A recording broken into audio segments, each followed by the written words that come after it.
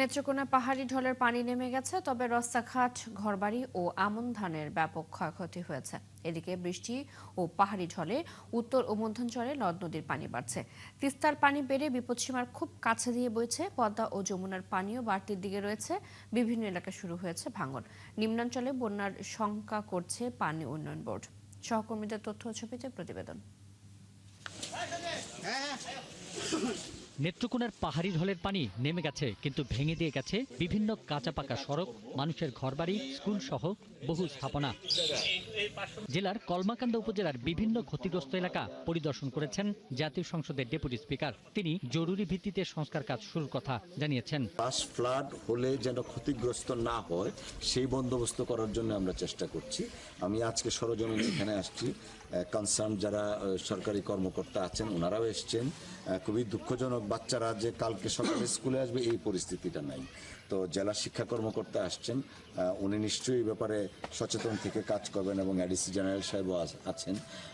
আমরা যেটা চেষ্টা করব, রাজনৈতিক দৃষ্টিকোণ থেকে যদি বলি, এলাকার জনপ্রতিনিধি হিসেবে আমার প্রথম কাজ হবে নেক্সট ফ্লাশ ফ্লাডের আগে যেন একটা প্রটেক্টিভ মেজার আমরা নিতে পারি। টানা বৃষ্টিতে গাইবান্ধার পলাশবাড়িতে তীব্র আকার ধারণ করেছে নদী ভাঙন। ক্ষতিগ্রস্ত এলাকায় সহযোগিতার আশ্বাস দিলেন উপজেলা নির্বাহী কর্মকর্তা। আর পানি উন্নয়ন বোর্ড বলছে, মন্ত্রণালয়ে চাহিদাপত্র অনুমোদনের জন্য পাঠানো হয়েছে। খোঁজ খবর নিয়ে কি ক্ষয়ক্ষতি হয়েছে তাদের সেই ক্ষয়ক্ষতি নিরূপণের জন্য এবং সহযোগিতা যা প্রয়োজন আমরা উপজেলা প্রশাসন থেকে করব।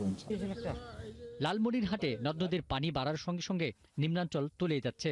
অনেক এলাকায় দেখা দিয়েছে ভাঙন। পানি উন্নয়ন বোর্ডের নির্বাহী প্রকৌশলী জানিয়েছেন, পানি বৃদ্ধি এবং কমার কারণে এই ভাঙন। ঠিকভাবে থাকতে পারি না, রান্না বান্না করতে পারি না, কতদিন আবার শুকনা চিরা মুড়ি খেয়ে থাকি।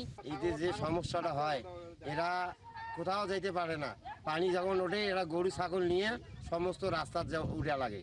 বুধবার সকালে নীলফামারীর ডালিয়া পয়েন্টে তিস্তার পানি বিপদসীমার মাত্র 1 থেকে 2 সেন্টিমিটার নিচ দিয়ে প্রবাহিত হয়।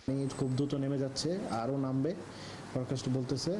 আমার মতে এটা নিয়ে আর দুশ্চিন্তা করার কোনো কারণ নেই। সিরাজগঞ্জে যমুনার পানি বাড়লেও এখনো ঝুঁকি তৈরি হয়নি। কোনো কোনো এলাকায় শুরু হয়েছে ভাঙন। পটুয়াখালীর কলাপাড়ায় টিয়াখালী নদীর পানির তোরে ধানখালীর মধ্য লোন্দা গ্রামের এক স্লুইস গেট সহ সড়ক দেবে গেছে। বন্ধ হয়ে গেছে পানি নিষ্কাশন।